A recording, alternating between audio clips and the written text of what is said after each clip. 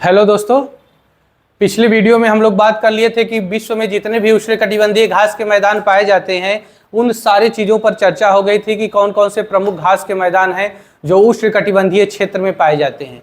यदि आप पिछला वीडियो नहीं देखे हैं तो डिस्क्रिप्शन बॉक्स में वो वीडियो पड़ा होगा, उसको देख लीजिएगा। उसके बाद ही यह वीडियो देखिएगा तो ज़्यादा बेहतर तरीके से आपको समझ में आएगा। आइए बात करते हैं शीतोष्णकटिबंधीय घास के मैदान कौन कौन से हैं, इन पे चर्चा कर लेते हैं। थोड़ा सा देखिएगा कि यह जो इलाका है, इलाकों पे बात कर लेते हैं। हम लोग बात किए थे कल वाले वीडियो में, कल वाले पार्ट में या पिछले वीडियो में, कि यह पूरा इलाका है आपका, यह विषुवत-रेखीय है। फिर इसके बाद हम लोग 23.5 डिग्री पर बात किए थे कि यह पूरा 23.5 डिग्री का इलाका है, साउथ का है। नॉर्थ की बात करें तो यह पूरा इलाका है नॉर्थ का है, यह नॉर्थ का हो गया। यानी कि हम लोग चर्चा किए थे कि यह जो 23.5 डिग्री नॉर्थ है कर्क रेखा कहलाता है, कर्क रेखा कहलाता है। और जो 23.5 डिग्री साउथ है, 23.5 डिग्री साउथ है, यह कहलाता है मकर रेखा। और जो बीच वाली रेखा है 0 डिग्री, इसे हम कहते हैं विषुवत रेखा। किस नाम से जाना जाता है? विषुवत रेखा। इन क्षेत्रों में जितने भी घास के मैदान हम लोग देखे थे, यह सारे घास के मैदान थे उष्णकटिबंधीय घास के मैदान। ब्राजील में हम लोग देखे थे कंपोज, वेनेजुएला में देखे थे लानोज, और इक्वाडोर की बात करें तो इधर सेल्वास या अमेजन नदी बेसिन वाला इलाका सेल्वास का था। बीच में देखे थे सवाना वनस्पति, और श्रीलंका वाले इलाके में देखे थे पटाना या पेंटाना वनस्पति। अब देखते हैं कि शीतोष्णकटिबंधीय क्षेत्र कहाँ का है, कहाँ तक का है। तो 66.5 डिग्री वाला जो इलाका आपको दिखता है, इसके बीच वाला पूरा इलाका शीतोष्णकटिबंधीय या उपोष्णकटिबंधीय कहलाता है। यह जो इलाका है, यानी कि यह पूरा इलाका आपको उपोष्णकटिबंधीय या शीतोष्णकटिबंधीय 23.5 डिग्री साउथ से लेकर 66.5 डिग्री, कितना 66.5 डिग्री साउथ बात करें या नॉर्थ की बात करें तो 66.5 डिग्री नॉर्थ तक। इसके 23.5 से 66.5 डिग्री नॉर्थ के बीच शीतोष्णकटिबंधीय या उपोष्णकटिबंधीय क्षेत्र कहा जाता है। और 23.5 डिग्री साउथ से लेकर 66.5 डिग्री साउथ के बीच भी वही क्षेत्र कहलाता है जो नॉर्थ में कहलाता है, यानी उपोष्णकटिबंधीय या शीतोष्णकटिबंधीय कहलाता है। आज सबसे बड़ी बात है कि जो उपोष्णकटिबंधीय या शीतोष्णकटिबंधीय क्षेत्र है, इसमें जितने भी घास के मैदान पाए जाएंगे सारे शीतोष्णकटिबंधीय या उपोष्णकटिबंधीय घास के मैदान होंगे। तो आइए देख लेते हैं कि कौन कौन से घास के मैदान हैं जो शीतोष्णकटिबंधीय हैं या उपोष्णकटिबंधीय।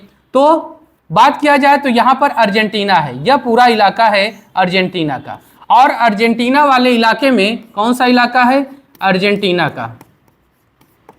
अर्जेंटीना में पाया जाता है घास का मैदान जिसका नाम है पंपास। बहुत इंपॉर्टेंट है पंपास, यह बार बार एग्जामों में घूमता रहता है कि पंपास किस प्रकार का घास का मैदान है। तो यह इलाका है शीतोष्णकटिबंधीय, इसलिए यह शीतोष्णकटिबंधीय घास का मैदान है, शीतोष्णकटिबंधीय घास का मैदान, घास का मैदान।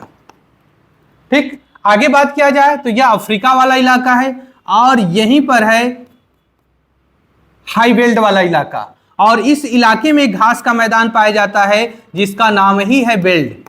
बेल्ट घास का मैदान कहां पाया जाता है? दक्षिणी अफ्रीका में पाया जाता है। यह भी कैसा घास का मैदान होगा? शीतोष्णकटिबंधीय घास का मैदान होगा, क्योंकि 23.5 से 66.5 के बीच यह मैदान पाया जाता है। आगे बात किया जाए तो ऑस्ट्रेलिया वाला यह वाला इलाका आपको दिख रहा होगा, तो इस वाले इलाके में एक घास का मैदान पाया जाता है जिसको कहते हैं डाउन्स। यानी कि डाउन्स प्रकार के घास के मैदान कहाँ पाए जाते हैं? वह ऑस्ट्रेलिया में पाए जाते हैं। यहीं पर आपको एक और देश मिलेगा जिसका नाम है न्यूजीलैंड, और न्यूजीलैंड में एक घास का मैदान मिलता है जिसका नाम है कैंटरबरी। कैंटरबरी घास का मैदान यह कहाँ पाया जाता है? यह न्यूजीलैंड में पाया जाता है। कहाँ पर? न्यूजीलैंड में। कैंटरबरी घास का मैदान कहाँ पर है? न्यूजीलैंड में है। डाउन्स कहाँ पर है? ऑस्ट्रेलिया में है। बेल्ट कहाँ पर है? साउथ अफ्रीका में, साउथ अफ्रीका में या दक्षिणी अफ्रीका में है। अर्जेंटीना में कौन सा है? पंपास है। आइए अब ये साउथ के हो गए सारे घास के मैदान। अब नॉर्थ की बात करते हैं। नॉर्थ में चाइना वाला इलाका है, तो इन चाइना वाले इलाके में घास का मैदान पाया जाता है जिसको बोलते हैं, चीन में कौन सा घास का मैदान पाया जाता है? चीन। कौन सा हो गया? चीन। चीन में घास का मैदान पाया जाता है जिसको कहते हैं मंचूरिया। मंचूरिया। मंचूरिया घास का मैदान कहाँ पाया जाता है? चाइना वाले इलाके में। यह कैसा घास का मैदान है? यह भी शीतोष्णकटिबंधीय घास का मैदान है। आइए आगे बात करते हैं। यह एशिया और यह यूरोप, यानी कि इस वाले इलाके में एक घास का, यूरेशिया वाले इलाके में एक घास का मैदान पाया जाता है जिसको बोलते हैं स्टेपीज। स्टेपीज। यह कहां पाया जाता है? तो यह यूरेशिया या कह लीजिए रूस वाले इलाके में पाया जाता है स्टेपीज। आगे बात किया जाए तो यूरोप वाला इलाका है, और यूरोप में यहां पर हंगरी वाले इलाके में, यूरोप के कहां पर? यूरोप में हंगरी एक देश है, हंगरी। हंगरी वाले इलाके में घास का मैदान पाया जाता है जिसका नाम है पुस्टाज। पुस्टाज। पुस्टाज घास का मैदान किस देश का है? हंगरी का है या यूरोप महाद्वीप का है। स्टेपीज किस देश का है? तो स्टेपीज रसिया भी कह सकते हैं और यूरेशिया वाले इलाके में भी पाया जाता है। मंचूरिया कहां पर पाया जाता है? चाइना वाले इलाके में पाया जाता है। एक सबसे इंपॉर्टेंट घास का मैदान है जो उत्तरी अमेरिका महाद्वीप में कनाडा और यूएसए दोनों वाले क्षेत्रों में पाया जाता है जिसका नाम है प्रेयरी। बहुत इंपॉर्टेंट है, प्रेयरी घास का मैदान। घास का मैदान यह कहां पाया जाता है? तो यह यूएसए और कनाडा, यूएसए प्लस कनाडा, इन दोनों, यह जो ग्रेट लेक वाला इलाका है इसी के ऊपर वाले हिस्से में, इस पूरे इलाके में यह प्रेयरी घास का मैदान पाया जाता है। कौन सा? प्रेयरी घास का मैदान।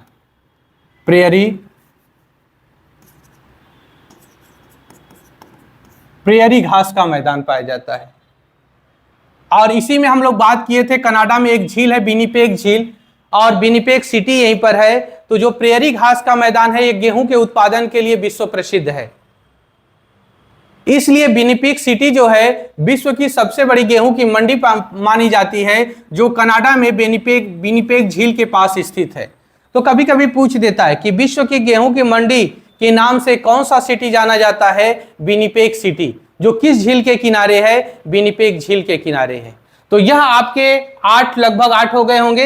अर्जेंटीना में पंपास पहला हो गया, बेल्ट हो गया अफ्रीका का दूसरा, तीसरा हो गया डाउन्स, चौथा है कैंटरबरी, पांचवें की बात करें मंचूरिया चाइना का है, छठवें की बात करें स्टेपीज जो यूरेशिया है रसिया का है, सातवें की बात करें पुस्टाज जो यूरोप का है, आठवें की बात करें तो प्रेयरी जो यूएसए और कनाडा का प्रमुख घास का मैदान है।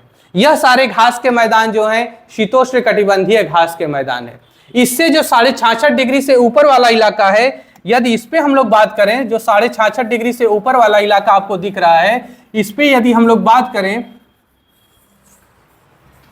अगर स्क्रीनशॉट करना होगा तो वीडियो को पुश करके भी स्क्रीनशॉट कर सकते हैं, ठीक ना। हमने ऊपर डिलीट कर दिया, इरेज कर दिया, तो आप पुश करके भी कर सकते हैं, घबराइएगा नहीं। आगे बात करते हैं। तो यह जो 66.5 डिग्री से ऊपर वाला इलाका है, यहां पर टैगा वनस्पति पाई जाती है। टैगा वनस्पति यहां पर, यह पूरी जो है टैगा वनस्पति पाई जाती है।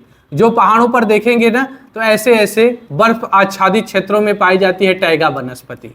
यह मुलायम लकड़ी होती है, और मुलायम लकड़ी होने के कारण इन क्षेत्रों में कागज उत्पादन का एक व्यापक केंद्र बन जाता है टैगा वनस्पति। और टैगा वनस्पति के बाद लास्ट में यह है टैगा का क्षेत्र, टैगा वनस्पति का क्षेत्र। और इससे ऊपर बात करें तो टुंड्रा वनस्पति है। कौन सा है? टुंड्रा वनस्पति। यह आपकी है टुंड्रा वनस्पति, इससे नीचे है टैगा वनस्पति। यह वनस्पतियों का क्रम भी है। बीच में हो गया उष्णकटिबंधीय, ऊपर हो गया शीतोष्णकटिबंधीय। इससे शीतोष्णकटिबंधीय में जितने भी घास के मैदान पाए जाते हैं इन सब पे बात हो गई। अब लास्ट में बात करें तो टैगा और टुंड्रा वनस्पति पाई जाती है। टुंड्रा वनस्पति जो 90 डिग्री का एरिया है उन क्षेत्रों में पाई जाती है, और जो टैगा वनस्पति है यह 66.5 डिग्री से कह लीजिए कि 80 डिग्री के आसपास वाले इलाके में टैगा वनस्पति पाई जाती है। तो यह पूरी वनस्पतियों की रेंज हो गई आपके पास। जितने भी घास के मैदान है इससे एक भी बाहर आपका घास का मैदान नहीं पूछा जाता, और यह लगभग हर एक एग्जाम में घास के मैदान पूछे जाते हैं। तो इनको एक दो बार आप रिवीजन कर लीजिएगा, बार बार 2-3 बार देख लीजिएगा वीडियो, अपने आप सारी चीजें तैयार हो जाएंगी। धन्यवाद दोस्तों।